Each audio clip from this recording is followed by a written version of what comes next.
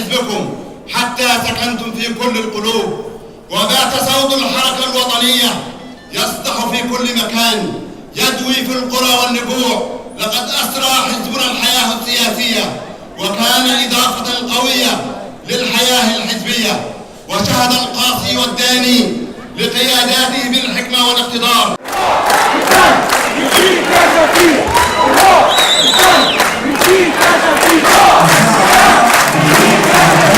بالروح وبالدم وبالعمل وبالجهد المخلص بإذن الله هنبني ونطور ونعود بمصرنا الحبيبة بإذن الله، مشاركة مع كل يد أمينة في هذه البلد إلى ما كانت عليه وأفضل بإذن الله تعالى.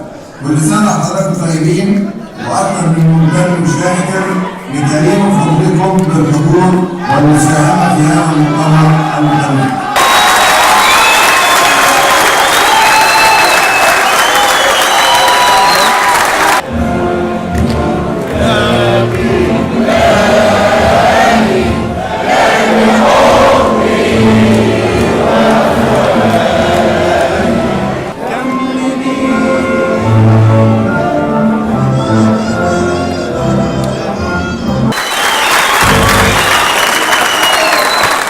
ولإخواننا وأبنائنا المسيحيين بأعياد الميلاد المجيدة، عاد الله علينا جميعا كل الأيام المباركة بالخير والخير.